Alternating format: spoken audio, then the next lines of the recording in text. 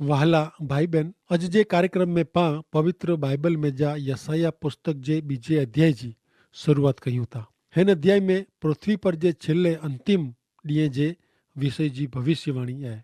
यसाया 2 થી 5 अध्याय में संपूर्ण भविष्यवाणी उच्चारे में आवई है। पृथ्वी पर जे अंतिम ॾींहं जे बारे में ही अध्याय पाके जणाईए था ने इनमें पण इन अंतिम ॾींहं में इज़राइल जे इन जे ॿारो कुल जे अंदर कोरो थींदो उहो ईश्वर पाके हज़ारों वरे अगाऊ पवित्र बाइबल में जणायो हुयो। ईश्वर हिन अध्याय में यीशु ख्रिस्त जे समाज मंडल विषय न पण इज़राइली प्रजा विषय जणाइए था ने जॾहिं इज़राइली जी सतावणी थींदी अथवा विपत्ति काल अचींदो इन अगाऊ प्रभु यीशु ख्रिस्त ते विश्वास करींदल व्यक्ति के स्वर्ग में कोठी गिने में अचींदा। तंहिंला उहो टाइम ता महा दुख जो विपत्ति काल हूंदो ने इनमें इसराइली के प्रसाद थियणो पवंदो ने यहूदा ने यरूशलेम विषय जी भविष्यवाणी हिते जणे में आवई आहे। सुणो यसाया जो पुस्तक बीजो अध्याय ने पहली कलम। आमोस जो पुत्र यसाया ने यहूदिया ने यरूशलेम संबंधी ॻाल्हि जेको प्रगट थई उहो यसाया हाणे घणे चोखी रीते समय ने स्थળ માટે ભવિષ્યવાણી કરે તો પહેલા इन जो મારી મછલીને માત્ર આત્મિક અર્થ કે ખુલાસો કરે जी જરૂર ન आहे। उहो फक्त यरूशलेम ने यहूदा जे प्रदेश विषय जी भविष्यवाणी बाखे थो। अचवण अॻियां नेरियूं बीजो अध्याय ने 2 कलम में यसाया कोरचनि था।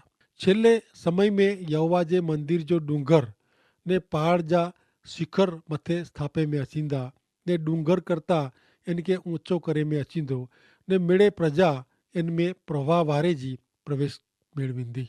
छेल्ले समय में यहोवा जे मंदिर जो पर्वत पहाड़ जे शिखर ते એટલે કે ટોચ તે સ્થાપાંતો। ही છેલ્લો समय ता महाविपत्ति जे समय के सूचवे तो जॾहिं प्रभु यीशु ख्रिस्त जा शिष्य छेल्ले ॾींहं जे बारे में प्रभु यीशु ख्रिस्त के पुछियो तॾहिं प्रभु यीशु ख्रिस्त उन्ही के बरोबर समझायो न्यारो माथी अनुसार शुभ संदेश जे 24 अध्याय जी 3 कलम में यीशु चवता कि यीशु ओलिव डूंगर ते विया तॾहिं शिष्य उन्ही के खानगी में पुछियो ही बाबतूं कॾहिं बनदी उहो असांखे जणायो। आंजे अचे जे ने दुनिया जे अंत जी निशानी कुरो हूंदी इन विषय माथी अनुसार शुभ संदेश जे 24 अध्याय जी 8वीं कलम में लिखल आहे कि ही मिड़े प्रसूति जी पीड़ा जहिड़ो आहे जिते मर्दो हूंदो हुते गिदड़ा भेड़ा थींदा। मित्र हिते प्रभु यीशु ख्रिस्त छेल्ले समय विषय जणाइए था।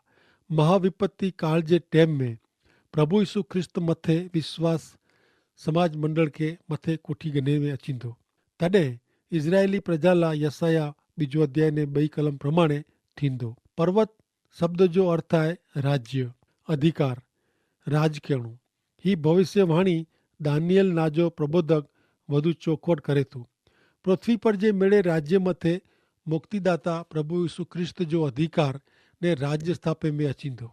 मित्र ईश्वर इज़राइल देश जी भौगोलिक ने राजकीय रीते जेको पसंदगी क्यों उहो पृथ्वी ते पंहिंजो राज्य करेला ने होॾानू मिड़े अधिकार हलायला क्यों हुयो। भविष्यवाणी करींदल दानियल हिन विषय भविष्यवाणी करी जणाईंदे इन जे पुस्तक दानियल जे पुस्तक जे बीजो अध्याय ने 35वीं कलम में कोरो जणाईए था। उहो पाण सुणो हिते लिखल आहे कि तंहिं पोइ लो मिटी पत्थर रूपो ने मिणी के झुरी ने चूरे चूरा करे में आया।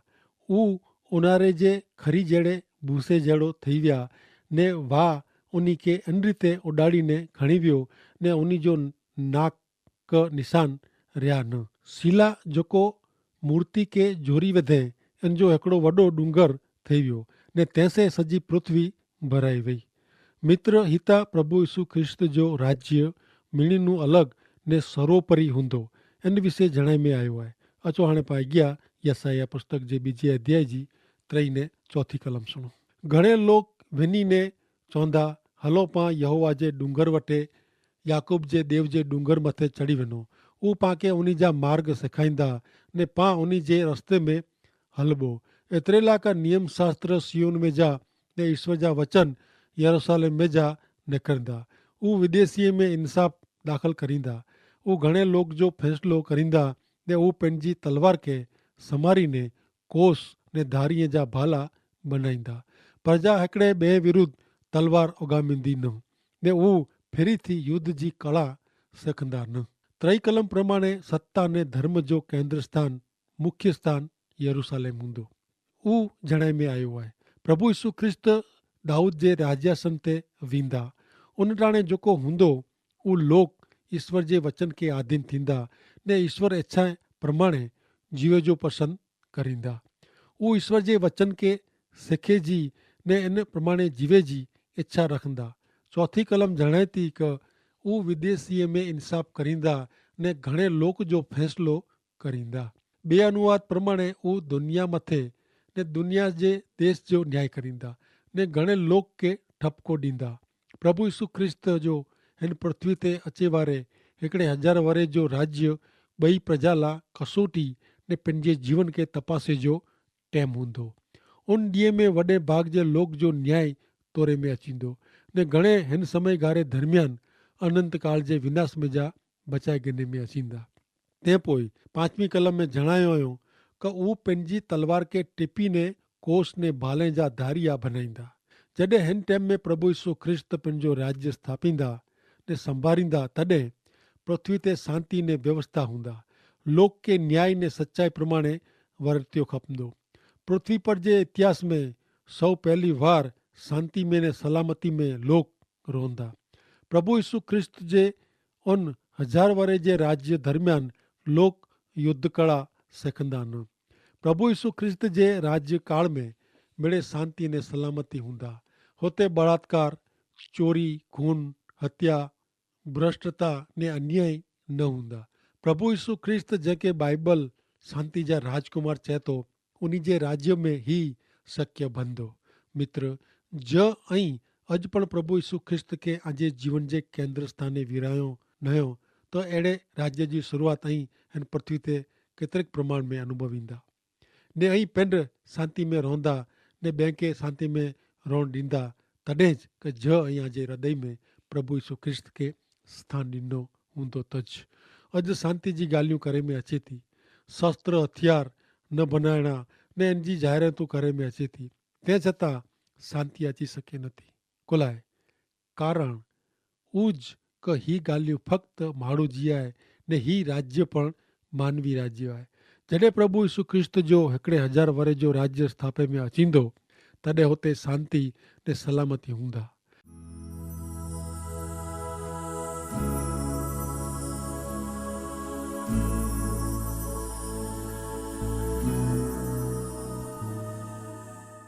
अचो हाणे पाण अॻियां नेरियूं यसाया पुस्तक जी ॿिजे अध्याय जी 5 थी 9 कलम। हे याकूब जा वंशज हलो पां यहोवा जे प्रकाश में हलो।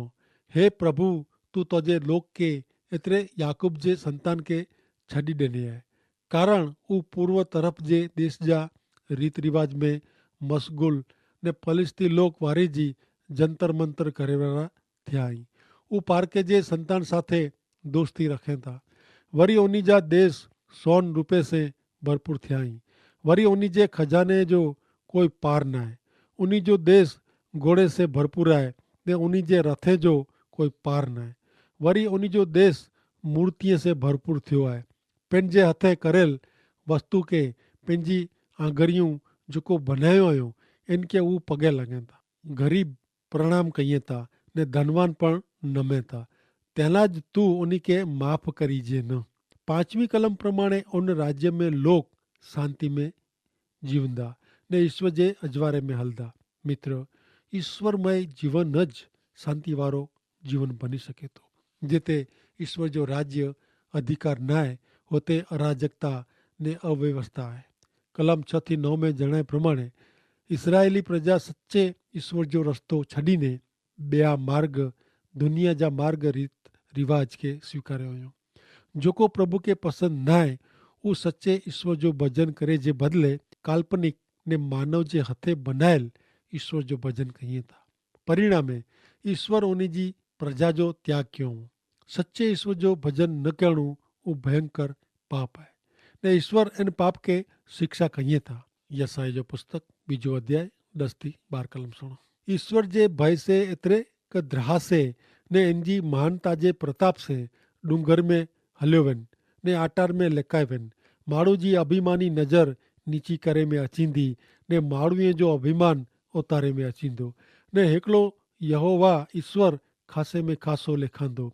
एतिरे लाइ क जेको अभिमानी ने अहम वारा आहीं ने जेको चरे वारे जी ऐं उन मिणी ते उनजो देव यहोवा जो नकी करियल ॾींहुं अचे वारो आहे ने उहे मिड़े नमाए में अचींदा। ईश्वर माण्हू जो अभिमान उतारी वॼनि था। ठग वॾाई अभिमान खे तोड़ी वॼनि था। माण्हू अहिड़ो मञे थो क उहो मिड़ेज करी सघे थो, संभाली सघे थो, वहीवट ने राज કરી શકે તો પણ ઈશ્વર કે છડીને તજીને पंहिंजी शक्ति ने आवड़त से जॾहिं राज्य हलाइनि था तॾहिं कहिड़ी ऊंधी हालत थिए थी। सत्य ईश्वर वग़ैरह जो देश ने व्यक्ति विनाश में हलियो वञे थो। अचो हाणे पाण अॻियां निहारियूं यसाया पुस्तक जे ॿिजे अध्याय जी 13 थी 18 कलम। लबानोन जी मिड़े वॾा ने ऊचा थियल एरन जे झाड़ ते, बासान जे मिड़े एलोन झाड़ ते, मिड़े वॾे डूंगरे ते, मिड़े ऊचे टेकरे ते, हरेक ऊचे किले में ने हरेक मोर्चाबंद कोट ते, तारतीस जे मिड़े वहाण ते ने मिड़े मनोरंजक ॾेखाव ते ऊ ॾींहुं अचे वारो आहे। उन टाइम ते माण्हू जो मिड़े अभिमान उतारे में अचींदो ने माण्हूअ जो अभिमान हलियो वेंदो ने हिकिड़ो ईश्वर रज उन ॾींहुं खासे में खासो लिखंदो। प्रतिमा छेक नाबूद थी वेंदी। हिते अभिमानी व्यक्ति विषे ने जेको ईश्वर न आहे उन बॉय जी नाबूदी विषे जणे में आयो आहे। प्रभु यीशु ख्रिस्त जे उन राज्यकाल में न अभिमान हूंदो क न कूड़ क छित्रपिंडी। हिकिड़ा मात्र ईश्वर जेको सत्य आहे, जेको उत्पन्न करता ने उद्धार करता आई उन्ही जो ज राज्य स्थापंदो, उन्ही जीज भक्ति थींदी। हाणे अॻियां सुणो 19वीं कलम। यहोवा पृथ्वी के ध्रुबायला उथींदा तॾहिं माण्हू उन्ही जे द्रासे डूंगरे में ने गुफा में ने धरती जे ऊंडाण में डोरी वेंदा। ही वचन कोरो जणाए थो निहिरियो ऐं बाइबल जो छिल्लो पुस्तक प्रकटीकरण वाचियो त हुते हिन टाइम विषय जणाए में आयो आहे। ही टाइम न्याय जो टाइम हूंदो। प्रकटीकरण जो पुस्तक 6 अध्याय ने 15 ने 16 कलम में हिन विषय चए था क पोइ पृथ्वी जा राजा, सत्ताधीश ने सेनाधिपति, साहूकार ने लड़वैया, गुलाम ने स्वतंत्र माण्हू ने ॿिया मिड़े लोग मिड़े गुफा में ने डूंगर में ने पर्वत जी गुफा में लिकाए विया। उन्ही डूंगर ने पर्वत के पुकारियो असां ते पौ ने राज्यासन ते विराजमान थियल जी नज़रनू ने हलवान जे कोपनू असांखे लिकायो। मित्र, पृथ्वी जा अदल न्यायाधीश प्रभु यीशु ख्रिस्त विषय ने ऑन टाइम विषय हिते जणाए में आयो आहे। अॼु प्रभु यीशु ख्रिस्त के जेको स्थान मान ने महिमा मिलिया खपे उहो ॾिने में आया नहीं। इन जे बदिले माण्हू राजकारण के, धर्म के, पैसे के, भौतिक सुख के ने हरेक व्यक्ति पंहिंजे मनपसंद ॻाल्हि ने बाबति के महत्व ॾिनो हुयो। पण बाइबल साफ़ ने चोखो जणाए थो क उन टाइम ते मिणी के प्रभु यीशु ख्रिस्त वटे नमी वञिणो पवंदो ने पंहिंजे बचाव लाइ विनंती करणी पवंदी। हरेक घुटण उन वटे नमंदो। भले हाणे अॻियां नेरियूं यसाया पुस्तक जे ॿिजे अध्याय जी 20 थी 22 कलम।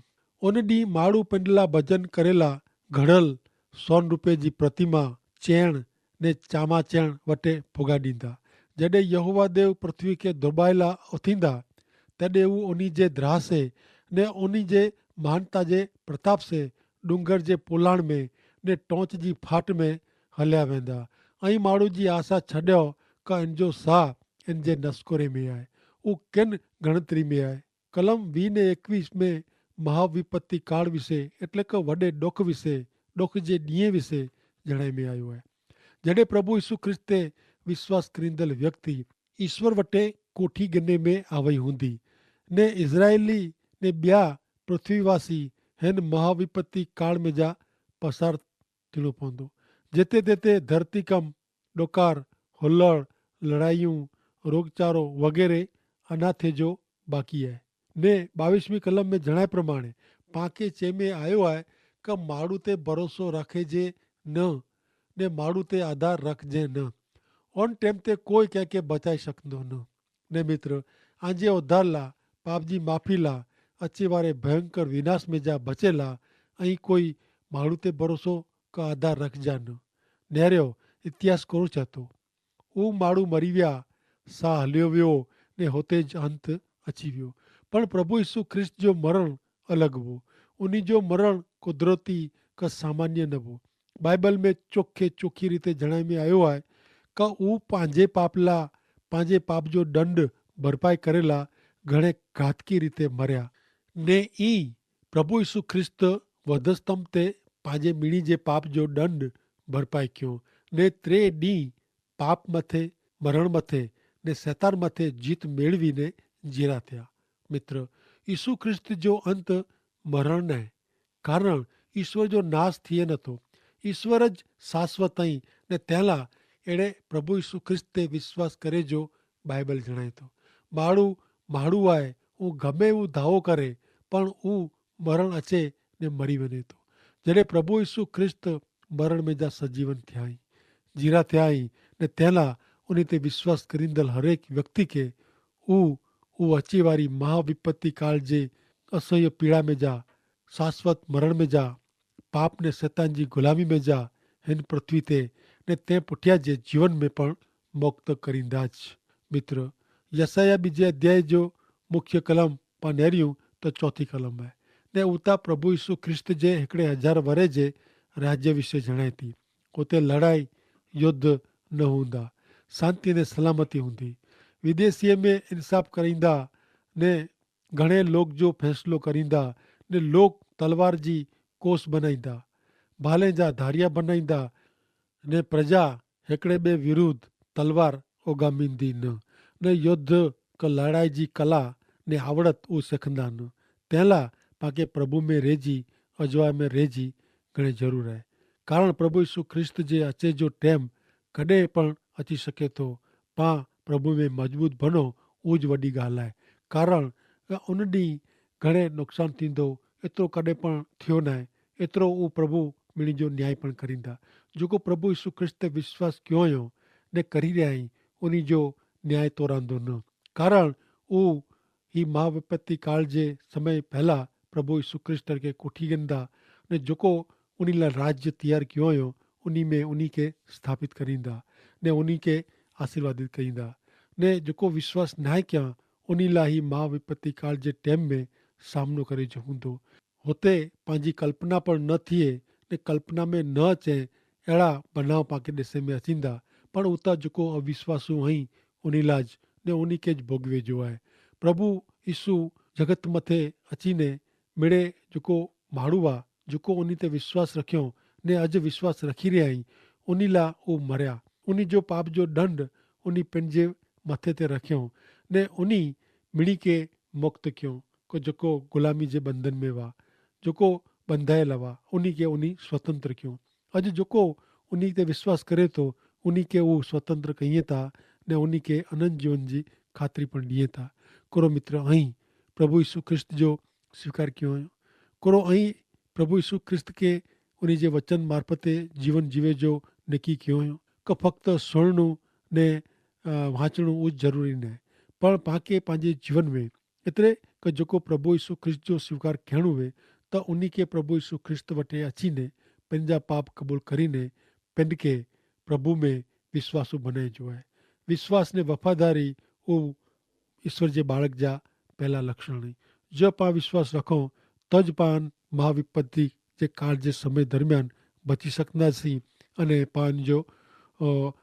कोई ना गिनंदो न पर जेको विश्वास न आहे कयो उन ते मिड़े ॾुख ने आफ़तूं अचींदी अहिड़ो हिते पाण ॼाणण मिले थो कारण के प्रभु ईश्वर न्याय करे वारा आहिनि ने जेको न्याय में नबड़ो तोरांदो एतिरे विश्वास वग़ैरह जो हूंदो उन खे अनंत काल जी अग्नि में फगाए में अचींदा जिते असह्य दुख पीड़ा ने मौत आहे जिते हमेशह लाइ अग्नि ॿरंदो हूंदो ने जिते कोई जात जी शांती न आहे अहिड़ी जॻह में उन खे फुगाए में अचींदा ऐं जेको विश्वास कयो हूंदो उन खे ईश्वर पिण भेरा स्वर्ग जे राज्य में स्थापे में कोठी अचींदा ने उते उन खे हमेशह जो शांतीअ वारो जीवन उन खे घारे लाइ मिलंदो अने ई जीवन आला पण अॼु ईश्वर पिता तयारु रखियो हुयो जो ई प्रभु यीशु ख्रिस्त वटि अचो प्रभु यीशु ख्रिस्त जो स्वीकार करियो तो मुक्ति जी खातरी नकी है ने स्वर्ग आला तैयार है।